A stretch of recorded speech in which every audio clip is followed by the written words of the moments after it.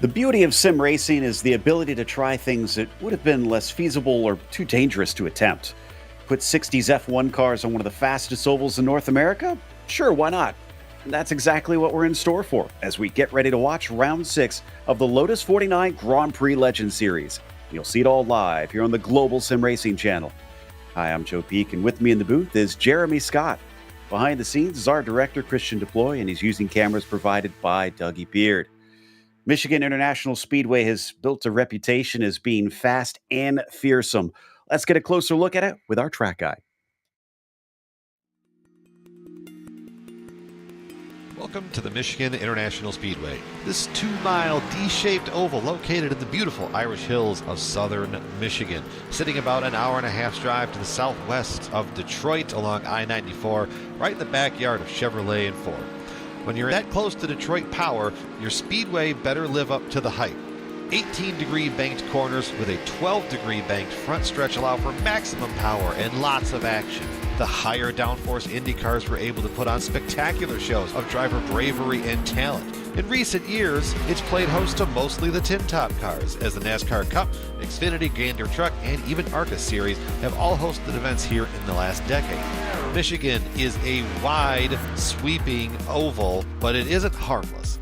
The lowest groove of the corners near the bottom can be your very best friend in the IndyCar, but your worst enemy in the tin tops. Cars will frequently get loose that far down the track, causing chaos for the pack behind. Michigan is all about speed and lots of it. Often the drivers that find the most success here are the ones willing to experiment around the track and find grip their competitors haven't. The facility in recent years has doubled down on fan comfort as well, giving more elbow room, redoing seats, camping areas, even providing Wi-Fi to watch all of these live broadcasts in the grandstands of all the sections. All in all, Michigan has become a staple of American motorsports since it opened in 1968. Fans and drivers both always look forward to when the schedules come back to the beautiful Irish hills of southern Michigan. Fast speeds, high action, it's all here at Michigan International Speedway, where it's your speed.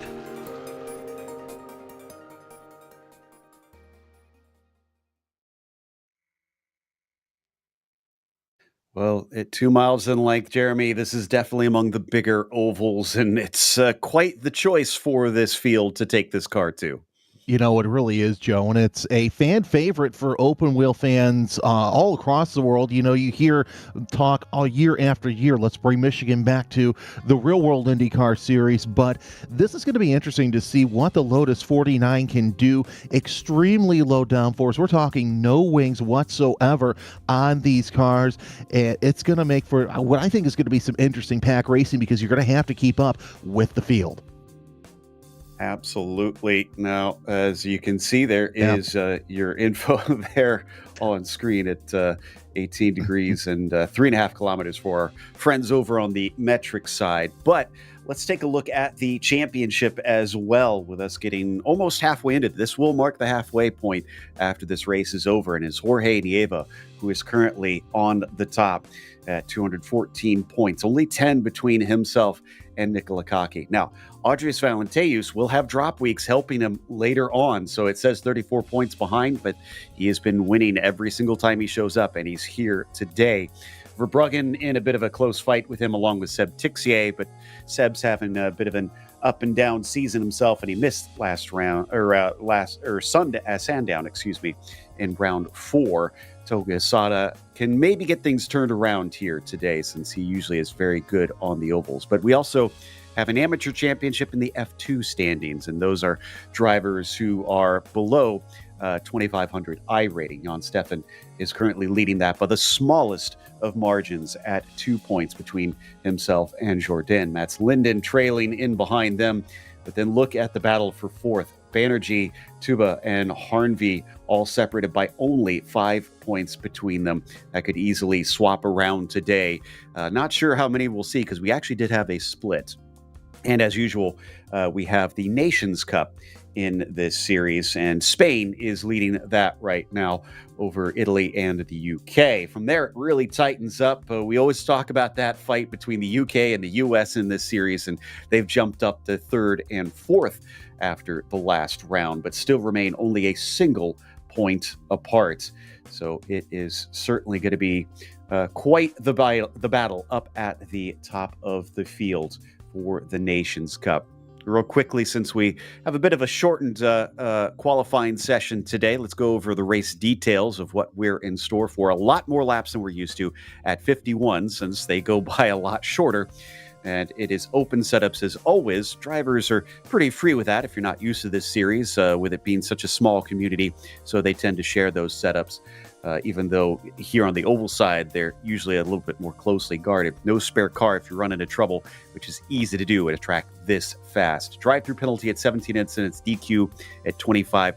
Probably not going to be an issue today. If you have any sort of incident, your day is probably over. Really, the big thing, I think, Jeremy, is the fact that there are no cautions that are going to be thrown. So you really have to stay out of trouble. And looking at timing and scoring with lap times under 40 seconds, that 51 laps is going to go really quick. And, of course, looking also at timing, as we said, the gap, you can throw a blanket over most of the field. And that's what's going to make things interesting is it's going to be a lot of strategy, especially in those early laps, because you're going to be bunched up. At some point, we might see some breakage, but I think early on, you just want to stay out of trouble because you mentioned one wrong move and your day's done. Looks like they're gridding up. Qualifying is over, so let's go through our starting order. You've got Togo Hisada on the pole. No great surprise, but look at that. Jorge Nieva backs himself up. He's just as good on the ovals these days, it looks like. Yoshiharu Hashimoto starting in third. It seems like Togo always brings some Japanese friends to these oval rounds. Seb Tixier will be starting in the fourth spot, followed by Kurt Clapper. Unusual to see him actually put a qualifying time in. He'll start from fifth. Jacob Reed will be P6 as Laus Olsen starts in seventh. And you've got Kevin Verbruggen in the eighth spot, and then Juan Rodriguez in P9. Rounding out the top 10, it's Marco Salgado. From there, you've got Connor Babel starting in the 11th spot. Ove Trangerade will be P12. Jonathan Jourdain is actually a lot better at ovals than I think we would have expected. He's rated number 4 out there, and he'll start from 13th. Shuhei Nakimura is going to be in 14th with Takuma Ito in a P15. Then you've got John Olsen to his outside in 16th. Jose Conda will start the next row in 17th, and Ed Tutwiler in the 18th spot. From there, last two rows in the top 20 is Ryan Tucat and Audrius Valenteus. Did not set a start time, a qualifying time. So starting from 20th, can he catch up to the leaders? Jason Clapper, Ellis Spice, and David Intram-Basagas will round out your 23 cars. Like I said, we had a split today, and this is split on oval rating. For those not familiar, iRating is essentially a number you get based on your results. It's sort of a calculation that scores you and gives you kind of a skill number. And you have a road and an oval on iRacing. And this is done by their oval number. So if you're not seeing a few drivers you expect, that's why we're missing them. A single pace lap here, Jeremy, and I can imagine the nerves some of the drivers are feeling. Well, it has to be, because with a road course, it's like, okay, this is fine, but this is an unknown. This is a super speedway in terms of open wheel racing with the 18 degrees of banking. It's going to be interesting to see who lays up the front. It's basically a crapshoot of who's going to be contending, especially with the pack racing. Yeah, very much going to be pack racing. The draft is actually shockingly powerful, since these cars aren't really built to be at these speeds this consistently. They are meant to be going this fast, but they punch a pretty big hole in the air for what you'd think with the shape. And on top of it, I'm getting word behind the scenes that Audrius Valenteus during practice this week has been as fast as 0.4 of a second quicker than some of his competitors, which is shocking. And there's a chance he could break that slipstream, which is almost unheard of in this series, Jeremy. It really is, especially with a spec car. You definitely want to keep the draft, but if you can get 0.4 of a second up, that's going to pay big dividends later on in the race. All right, pace car leading them out of turn 4. Togo Hisada is going to lead the field, but we'll watch that number 2 of Audrius Valenteus, as if he can take that 5K iRating car up through the field and avoid the trouble on top of things. Pace car is in. We wait patiently for the call from the flag stand, and there it is. Green flag is out, and immediately a jump to the high side. That is Seb Tixier, who got a monster start. He's going to jump up into second position, and he's got Jacob Reed down to his bottom side. Jacob, extremely good on the ovals typically, is going to be able to move himself down into P2, but he's not out of the woods yet. Look at them fan out through the first couple corners here, Jeremy. I was going to say, it looks like that there's 2-3 wide near the back, but now we're starting to see hopefully some single file up there in the top 5. But first and second, nose to tail, Hesada and Tixler really starting to make their way known early on in the race. Tixier able to take that P2 back. He holds Jacob Reed behind him, and they'll come across the line with Hesada, Tixier, Reed, Verbruggen, and Nieva, your top 5. Still a battle for P2. That is Reed in the yellow and green, ducking down low. So the top 5-6 looks like that they've already battled for third, looks like right now between Reed and Verbruggen, as they now fan out single file though for the top 6. But seventh on back, Joe, that's where it looks like that they're really trying and find their way. And I think we're starting to see a little bit of a split between the top and the bottom half of the runners. Yeah, I think you're right. We're seeing a bit of a gap in there. I can see Nakamura and Tutwiler is where it splits. That's around 13th position or so, but it's still not a huge gap. As we hop on board with Seb Tixier, looking back at Reed, look at him dive it into the corner. It's definitely not fully flat out in these cars around here. No, it's not, and it really has to. You really have to finesse it going into the corners, as we see Tixier really start to open up that gap just a little bit to Reed, but Reed able to close up through the straightaway. Has a big run, but decides not to do anything with it as he lifts a little early coming into the corner. Likes that high side. For those that are used to watching on the roadside here, is into the wall. Was that Nieva? No, that was Verbruggen. Yeah, Verbruggen really falling down, and it looks like that he's able to save it, but that may hurt him later on in the race as we see the top 3, Hesada, Tixier, and Reed start to break away from the rest of the field. I was about to say, for those used to us calling on the roadside with these cars, there's going to be different lines that are viable. High side could be just as quick, especially you'll see them use that momentum off the corner, but we'll have to watch and find out whether or not that is going to be the better line, especially early versus late. Somebody else may be brushing the wall. I think that was Takuma Ito in the number 8, but he'll get away with it as they come off of 4. It is still Hesada, Tixier, Reed, your top 3. Well, fourth place, Nieva trying to get some air out there. See if he can pop out and make something happen there for third place. It seems like these cars are able to get away a little bit on those straightaways, but a lot of different lines we're seeing. I'm kind of surprised. I thought we would see, maybe the top 4 or 5 breakout, and then 2x3 near the back, Joe. We come back into 3 and 4 once again. Tixier's been controlling this. Now the question is, where is Audrius Valenteus? He's up to 9th already on lap 5. He's been chomping his way through the field. We got an attempt for the lead, maybe. Jacob Reed going around the outside of both Hesada and Tixier. Can't quite get it done, though. Just better momentum on the bottom coming into the corner from Seb Tixier. Seb wants this win, it seems, the way it's going so far. Using the shot off the bottom. Great move by Jacob Reed. He is your new leader. Yeah, and Hesada trying to do what he can to get up to the front as well. I noticed there going into 1 that he had a peek to the inside. He's going to try it again, going through 3 and 4, but he's going to tuck back into Reed's slipstream right there. Last win for Tixier was round 2 at Chicago. Can he manage to bring it back to the top step? He's been on the podium 3 times, including that win this season, and he definitely looks hungry. Around the outside of Jacob Reed. He'll deny him that lead as he moves back to the front. Look at the battle behind them from 4th on back. That's Nieva, Olsen, Salgado, Olsen, all in there and just making a melee of cars.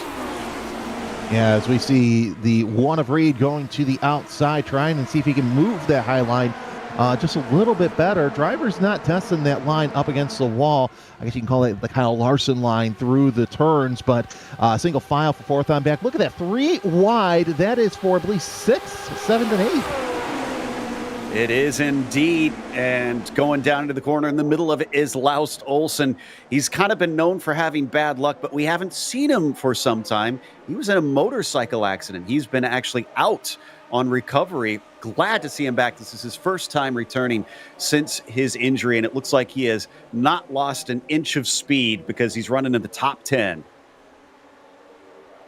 And look at that. We do have one driver actually attempting that Kyle Larson line, but as you can see with these cars, that's not the fastest way around. For some of them it is. That one it isn't. Side by side for the lead. Tixier and Reed, 0.016 at the line with Reed tipping it. It is tight out there. They're going to be many cars wide throughout the field, including the lead. That is around the outside for Seb Tixier on Jacob Reed. He's got a little bit of a better run off the corner, but here comes Jacob Reed back at him. It's the tiniest differences in the setup. They're going to make the difference here, and I wonder if maybe a few of the drivers have found some different gearing, even though they can't do anything to change the aero in these cars. Well, Joe, looking at Hisada, he's been hanging there around third, fourth place for a good portion of the race. One has to wonder if he's just saving his tires for the end of the race. We're on lap 9 right now, so that's probably what I'm thinking. If I'm Hisada, I'm sitting there, I'll lose a position or two, but I'll wait for the rest of the race for the tires to fall off. And I'm knocking on wood, but we haven't seen a wreck yet out there. All 23 cars still running. They're not all in a pack. Hashimoto has dropped off of them. But guess who's coming to dinner? It is Adrius Valenteus now in the mix. The number 2 car sitting in 6th spot, running on the bottom side, hoping to try and fight for this win. Like we said, one of the threats is if he can break away, he could get clear of the draft. And in fact, is he moving to the front? He is on the bottom side. Wow, went down to the apron, took the 2 left wheels on there, and was able to muscle his way through, moved him from 5th to 1st in one corner. But he's going to have to make that defense pretty good. As look who's also coming to play. It's Hisada.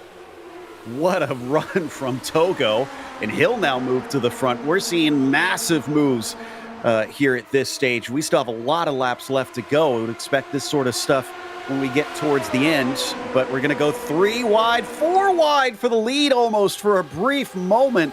Up on the outside, I think that's Seb Tixier decided to back out of that one. Bottom side works very well for Adrius, which surprises me. I would think you'd have to arc into the corner, but somehow he's got that thing hooked up.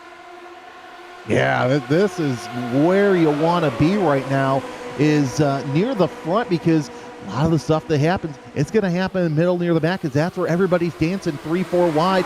But we're back to side by side for the lead. Could we go 3 wide, Joe? That's a good way to describe it. It is very much a dance out there between these cars, but don't step on each other's toes. You're going to have more than just a sore big toe out there.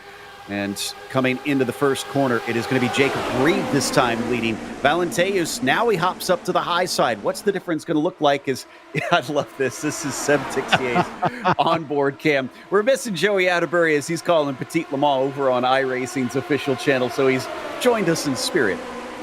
It's good to see Joey Atterbury, at least in spirit, for just a little bit. But nonetheless, yeah, look at that side by side. Looks like they might be just rubbing tires just a little bit, but not enough to make anything happen. 3 wide for second place so far, though. I mean, we're still as into the wall goes Seb Tixier. He'll hold on to it barely. In fact, he doesn't even lose much momentum, which is shocking. I was going to say minimum speed was about 165 for some cars through those corners. And they're getting way up there, up to 180 miles an hour by the time they enter the next turn. Seb Tixier still riding in third, but now Adrius Valenteus is about 2 tenths ahead. Yeah, look at that. The car's just bouncing up and down that back straightaway here at Michigan. And just the moves that they have. Let's take a look at a replay as we see Hashimoto. What happens here? I think that's what we're going to see. Yeah, that's where he goes, tags the wall right there. Oh, look at nice little save out of the number 7. Goes all the way down and almost saves it, Joe. That explains why he had dropped off the pack. It's kind of impressive. He's only 7 seconds off, actually, because I imagine without the slipstream, he's going to be quite a bit slower. And Valenteus was not able to clear them. Seb Tixier reels him back in, and he brings along the pack. excuse me, as we're only lap 15 of this one, so be prepared for some craziness if they're willing to go 3 and 4 wide, and we're not even halfway yet.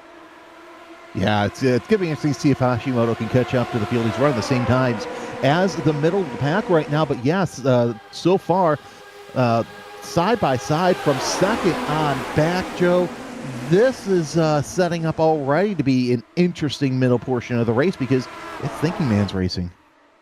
Very much is. We see this on the bigger ovals for these cars. They always do one of these ovals per season. Oh no, a big blink from Valenteus, and no clue where he went as he's gone for quite some time. Let's hope that he's not gone for good. Oh no, he is.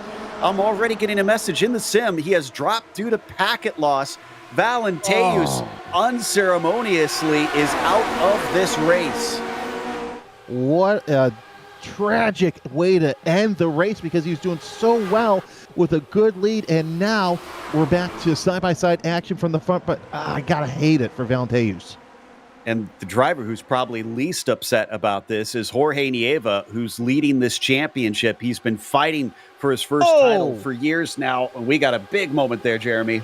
Yeah, big moment near the back, trying to figure out who that was, but that was a nice save coming off of turn number 2.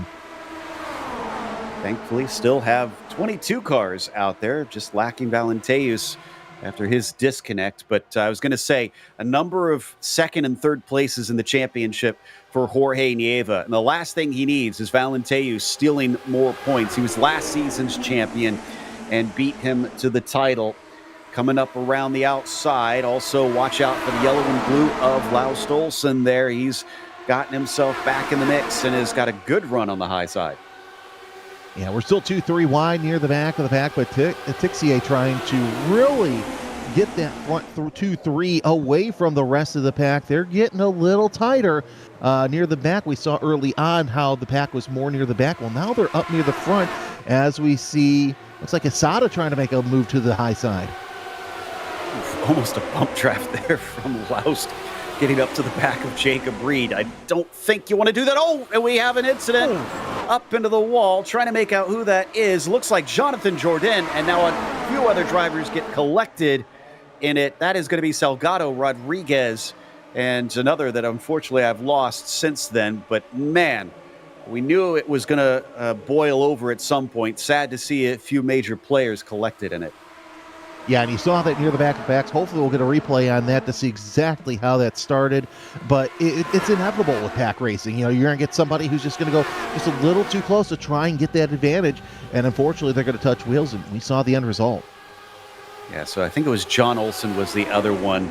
And he appears to have made contact with Rodriguez, and that's what kicked that whole thing off. We'll try and get another look at it to try and break it down. But with no caution flags, the racing continues on. Tixier leads, Reed second, Olsen in third.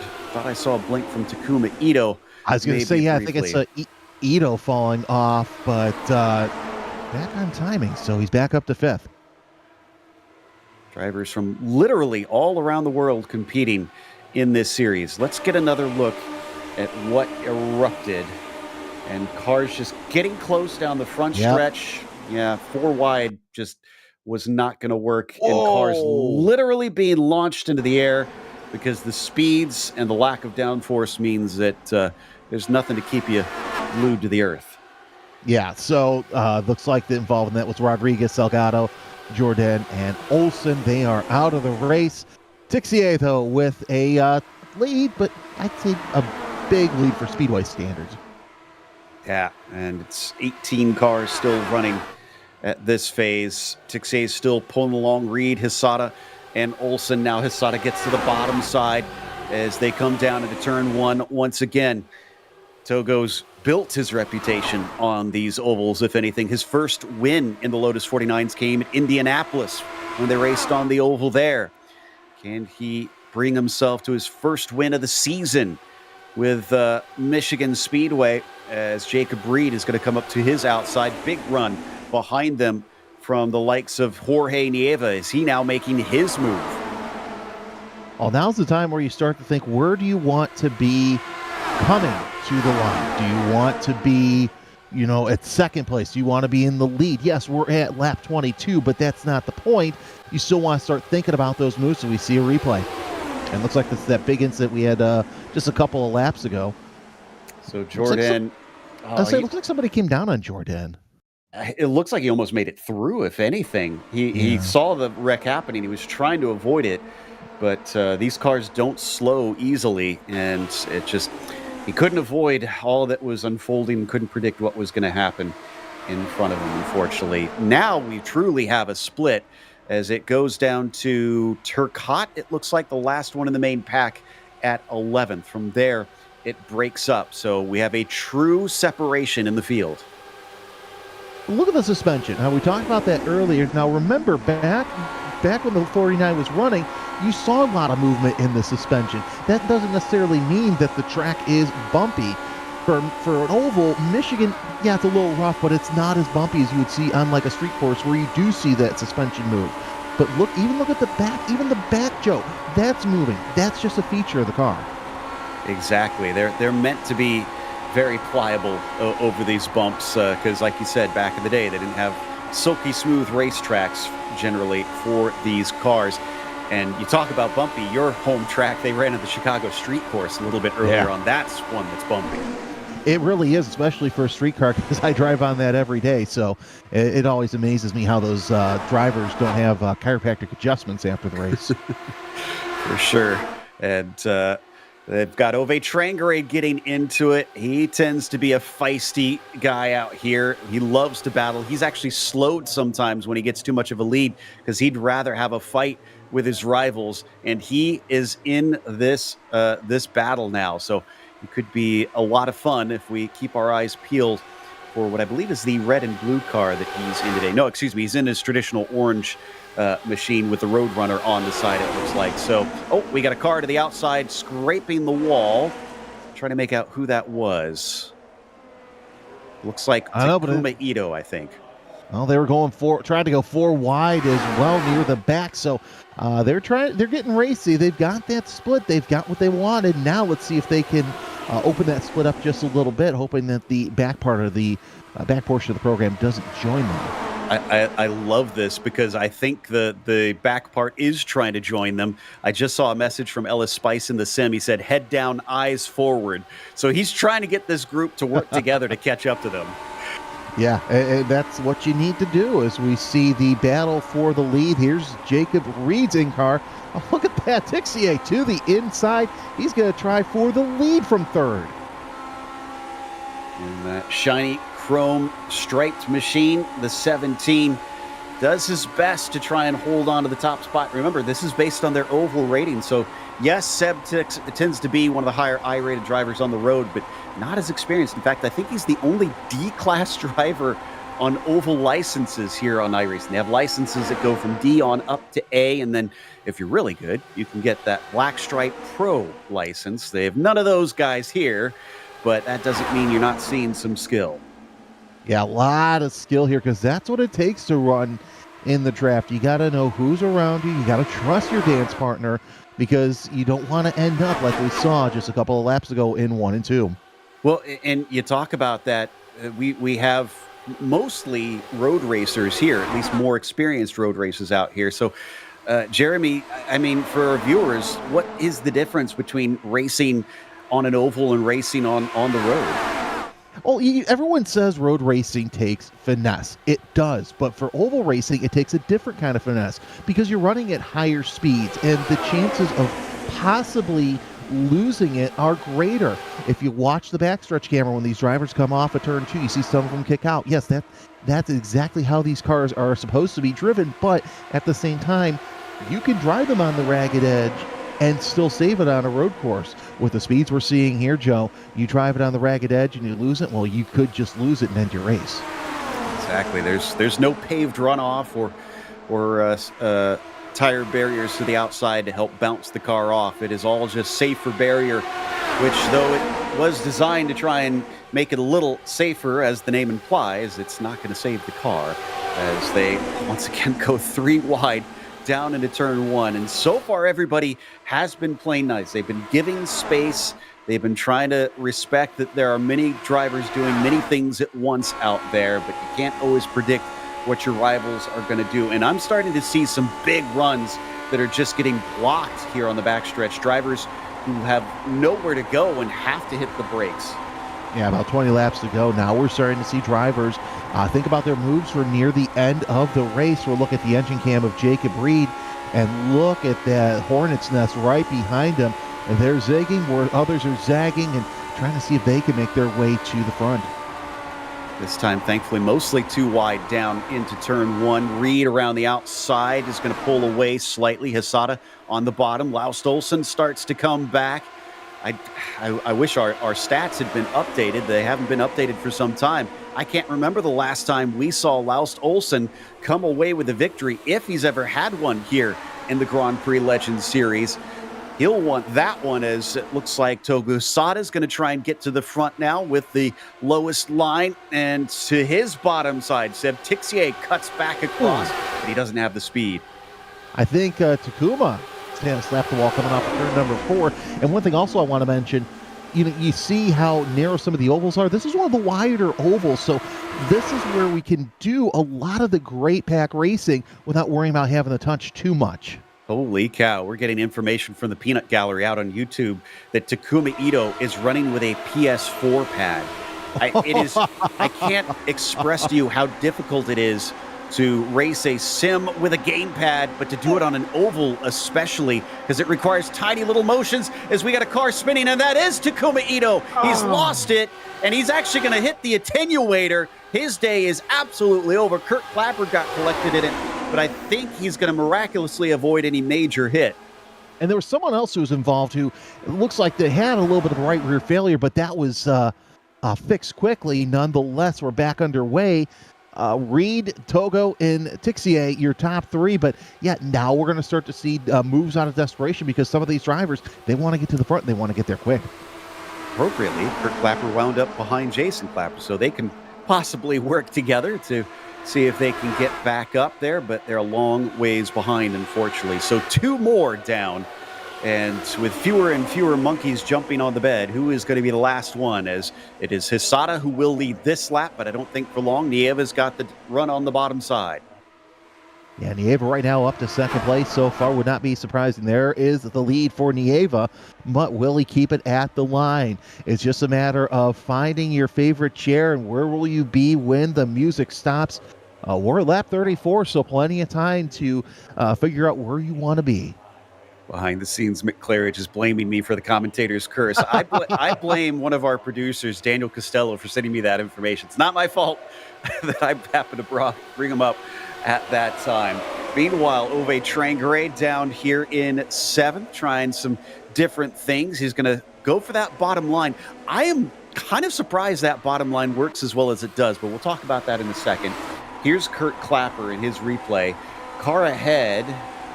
We're going to be able to see if there was, we won't be able to see. I wondered if there was contact or if he spun on his own. Yeah, because like I said before that, I saw somebody in the wall and then came down. But if we can get that view, we'll take a look at that. But man, look at this, and see, that's what I was talking about. Look at near the back, we got one car that's kind of brushed the wall and got sideways. You can get sideways, you just gotta be able to save it. And I'm going to call out my producers. We need a replay of Ove Trangere and whoever that was that he made contact with. Somehow they got away with that one. It is rare that you get a car sideways with contact, and both of them come away in one piece. As we blast down the back stretch again, Hisada, Reed, Tixier, these have been some of your protagonists in this battle, but the dark horses of Nieva and Olsen are still hovering around. Well, not to mention, you save it, but you stay in the draft. That doesn't happen that much. As Tixier, focused, as Joey Atterbury can be, trying to get to the lead of Togo as they're nose to tail, 1 and 2. But Tixier is going to pop to the outside. Will he lose a little bit? Yeah, he will lose a little bit. This might be the fastest Joey Atterbury has driven in quite some time here. As he'll take it a good nature, trust me. He will. Seb Tixier is still running second and we got a replay. Is this what I've been calling for? Yes, it is. Oh, Connor yes, it Babel is. with the classic IndyCar paints. Wow, that was a big hit to the Oh. outside, and quick reactions from the 13. That was a save that Mario Andretti would be proud of as they come down for yet another lap. It's Togo, Tixier, and Babel. After nearly bidding it, he's up to second place. He's been playing possum out there, just kind of waiting and biding his time, and now he's using this speed, this slipstream, to try and do something. Old cars starting to dice. I thought we were going to have a situation there because Verbruggen was looking to try and split the middle, but then decided against it, thankfully. Nieva was on the bottom side of that one. It's cars a little less three wide than before, but it feels no less frantic up at the front, and you could tell they're pushing. Look at how close they got to the exit of 4. Yeah, they got right up on that wall. Couldn't even see them. And of course, they're doing the same going into turn number 1. And it looks like now later in the race, we're starting to see that groove just get a little bit higher. But some drivers are braving that low line because for some of them, it's faster for them. Remember, the setup of the car can make the difference on that one. These are not cars meant for ovals, but they can still try and do some interesting things to set them up for it. And weaving their way around to now get into lap 40 of this race. Hisada leads Tixier, leads Reed, leads Nieva. And Hisada trying to do all he can to keep Tixier behind him. Of course, Nieva and Reed also, they're near the back. I would not be surprised to see either of them try something at least coming out of turn number 4. But great camera out of Hisada near the back, two side by side. As a little wiggle there from Nieva coming off of 2. Big wiggle. Look at how much speed he lost. He's falling all the way down to 7th. Now, he's still in the pack, so he's likely going to be able to work his way back forward. But you don't want to be too many cars behind. You were talking about that, Jeremy, how the drivers really need to try and keep themselves in the right position. And it's going to be tough, especially with now we're getting to the point where the tires, they're going to start falling off. And you don't have the advantage of aerodynamics with these Lotus 49s. So now you've got to finally figure out, okay, how am I going to keep near the front of the pack? And that's why we're kind of starting to see less side-by-side action and more single-file action. Yeah, everybody trying to set themselves up. This time by, going to be 10 laps to go. Big move by Togo. Gets to the lead ahead of Seb Tixier. It has been just a slot machine at the top of the field with a constant changing of your spots. So if you don't like the order, check back in a few seconds. We'll cross the line now. The main pack up at the front is down to 9 cars. Well, Nieva also, I noticed, was falling near the back of the pack, so one has to wonder if he's sitting back there cooling those tires off and getting up near the front. Single file near the front with Tixier, Hisada, and Laust Olsen now making an appearance up in the top 3 once again. Would not be surprised to see a little battle for the lead here in just a little bit. And just as I mentioned that, we're seeing side-by-side battles near the back of that front pack.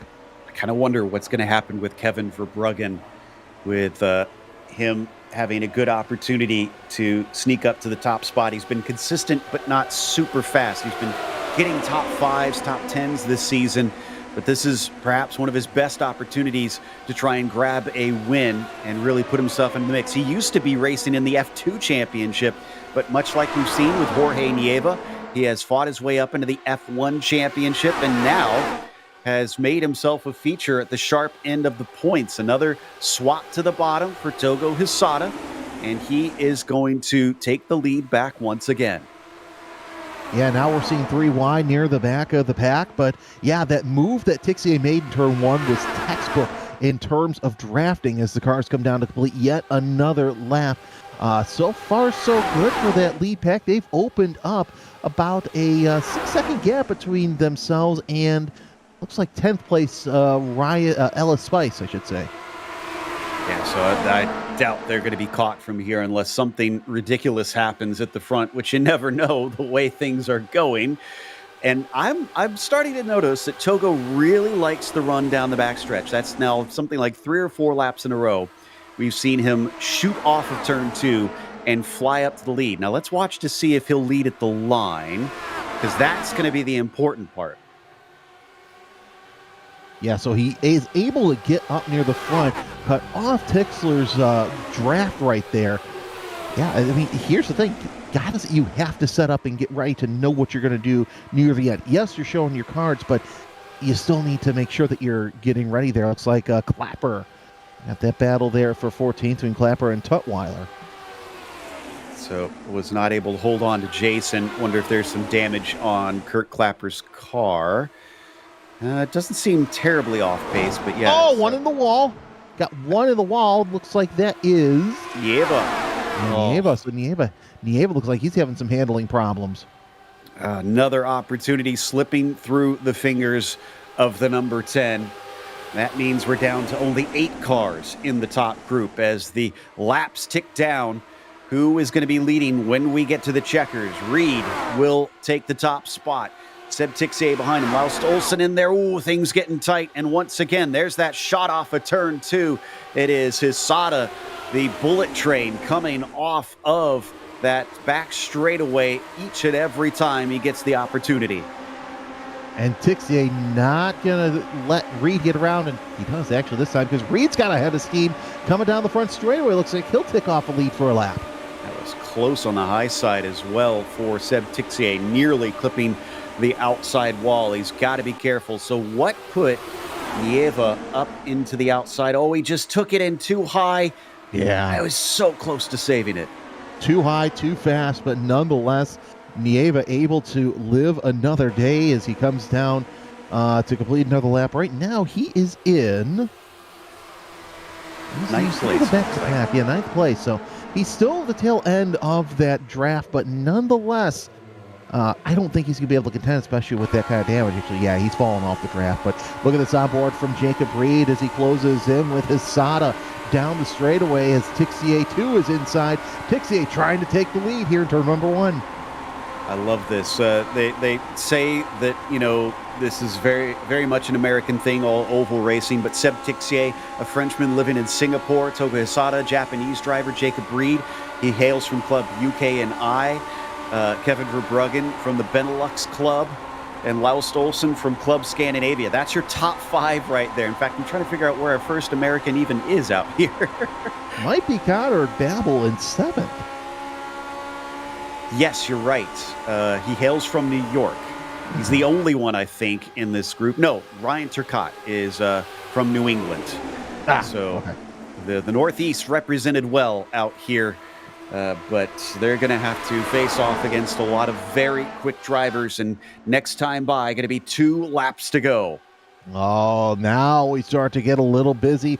The drivers are getting ready. Now they need to start placing themselves for position. I think that was Laust Olsen who was trying to pop to the inside for position. But, oh, little pump. Verbruggen in the wall. 2-3 cars involved, Joe. Oh, babble amongst them. And it looks like Jacob Reed, who was nearly at the front the entire time. All of them are truly out of this race. Too much damage on the cars. And then there were 6. It is a lead for Togo Hisada, but Seb Tixier's got the run. But does he really want to make this pass? Does he want to bide his time? He wants the lead. He wants to be up at the front. He's going to take it away. Or maybe Togo Hisada has let him have it. They've got a little bit of a break to those behind them. Will they be able to catch back up? Ryan Turcotte, I don't think we've even seen him lead a lap in this race. Could he steal it away from them? He sits in 3rd position. White flag, 1 to go, Jeremy.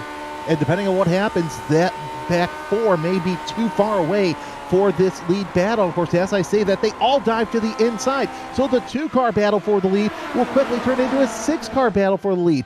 Although Tixier has an advantage. We see how Hisada likes using that backstretch as a pick. There he goes to the inside, Joe, side by side. He's perfected this move after all race long. He's going to be clear, but will he have it at the line? That's the question. Seb Tixier sends it in deep, trying to take it back around the outside of 4. There's just not enough grip there, and it is going to be Togo Hisada who takes the win at Michgan. Side by side for 3rd place, I believe, and that's going to go to Ove Turcotte with the 4th place, and Laust Olsen. What a run for him in 5th place. Jorge Nieva has to settle for 6, but he actually amazingly caught the group back up. I don't know how he managed that one. But an that was impressive that was job. probably because of that crash right there that Yeah, that's saved true. him. But Nieva, that was a heck of a lick to the outside wall coming off of turn number 4. A great save by him, but Hisada, we saw how well the draft was used in the back straightaway. Hisada, your winner today here at Michigan. The Oval Meister. He is just something special here when we come to the circle tracks. He's going to burn it down in celebration as the 6 takes victory to add to his tally. I mentioned earlier about our F2 champions becoming competitors in F1. He's the only driver to have won both an F2 title and F1 here in the Grand Prix Legends. And Tixier joining in the donuts. Let's take a look at that battle, the finish right there. Actually, that's the crash we were mentioning. Just a little touch, and sometimes that's all it takes. Yeah, they're so on edge at these speeds. Unfortunate. But that takes us to our results here today with Toga Hisada taking the win and Seb Tixier coming home just behind him by a 1/10 of a second, which is actually a bigger margin here than you would expect. From there, it is Ove Trangrade in third, Ryan Turcotte with an excellent fourth. He started from 19th today. That's unbelievable. Laust Olsen finished P5. Jorge Nieva was P6. There it was Jose Conda in 7th spot. Shuhei Nakamura was P8, and Jason Clapper was able to get himself back into 9th. Ed Tutwiler, Jeremy rounds out our top 10. What about the next 10? Yeah, so 11th place went to Kurt Clapper, Yoshishiro Hashimoto, I should say, in 12th, Ellis Spice in 13th, the 20 in 14th, Jacob Reed. Great showing from him, but he was involved in that late crash along with Connor Babel and Kevin Verbruggen, and they'll finish 15th, 16th, and 17th. Jonathan Jourdain, 18th. Takuma Ito, who was an early contender, 19th. Juan Rodriguez in 20th. And then there was DNFs from there on down, Olsen, Salgado, and Valenteu, shockingly, but that was due to a disconnect. That denies him a chance to collect another full 60 points here today. Looks like we've got our second place finisher ready to talk to us, Seb Tixier. Let's have a chat with the man that was kind of representing Joey Atterbury here today and see how he felt about that race. Seb, we were kind of watching Toga Hisada, and we noticed that he was making that move off of turn 2 every single time. Were you paying attention to that, and did you kind of expect that he would shoot by on that backstretch on the last lap? Yes, totally. So again, because I managed to get to do because that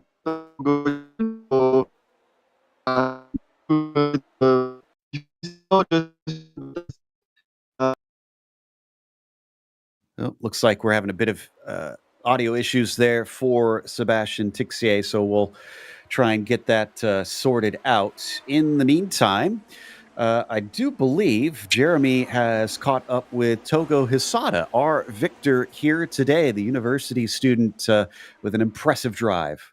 Yeah, that was an impressive drive. First of all, Togo, congratulations. And we noticed a lot of the race, most of your moves came on the back straightaway. Was that early learning, and were you setting up, obviously, for the finish of the race? Yeah, just not say that the turn 3 and turn 4, and the inside is way faster with this guy in track, in the weekdays in practice session. So my target is just put the car on the back straight in inside. Just all of the I target I want to, and very happy to shoot the line under the Peter Sebastian for the last lap. And of course, you spent most of your time at the front, but when you fell back, you didn't fall back too much because with draft racing, you know how that could end up. So when was there a point where you're like, okay, this is too far back for me, I need to get more near the front?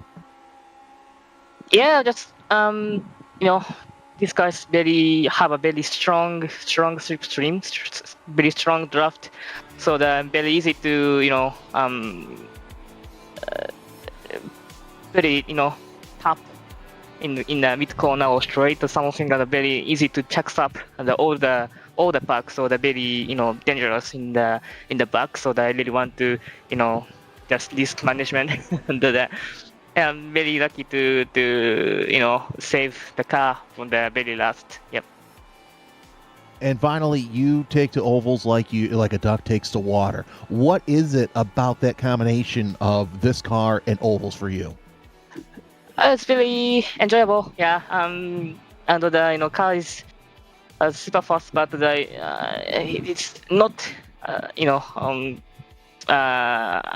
any downforce for the very easy to follow. No turbulence, no that effect. So the very fast and also very pack very less is very close racing. It's really easy to do that. So it's very exciting. Togo Sada, your winner today. Joe, I've got to say, first of all, Togo, congratulations. But Joe, I've got to say, that was a masterclass in racing. Thank you, Joe.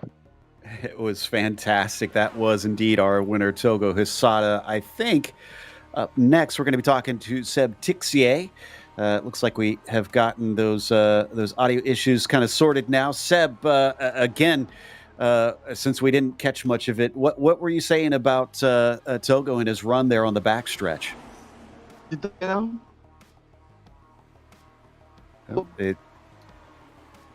Maybe we didn't get the audio sorted here. So apologies on that one. Real shame. In the meantime, we're going to talk with Laust Olsen, who we're glad to have back, as we said, coming back from injury. First of all, Laust, welcome back to the track. Such an impressive run out there. I mean, you couldn't ask for better, I'd say, on a return to GPL. Oh, thanks. That was the car was pretty good today, and I had a solid run most of the way. My apologies to Kevin, Connor, and who was the last one?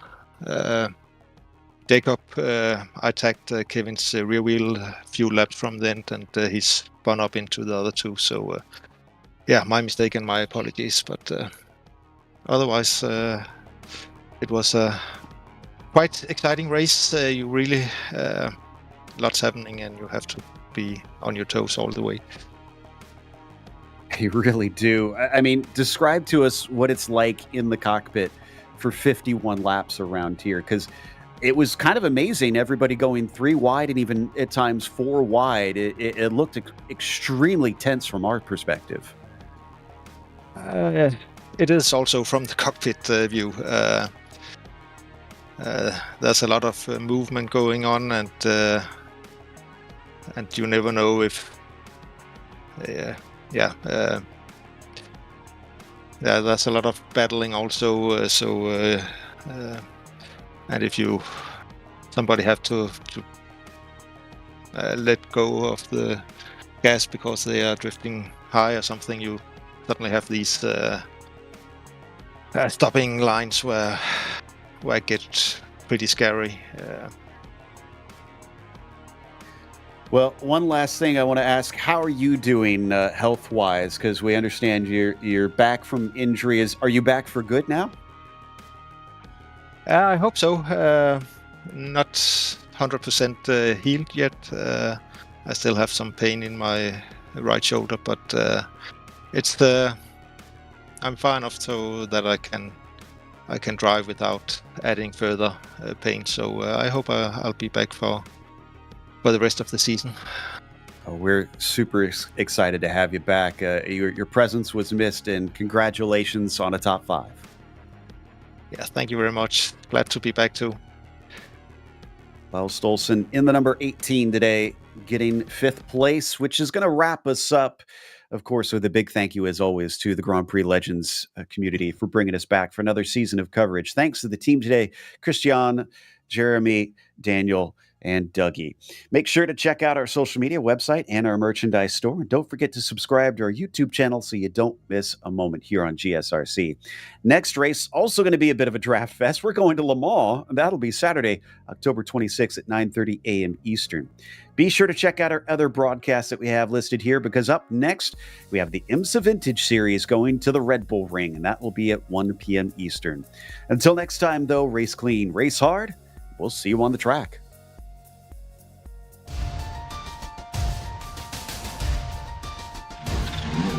Bye.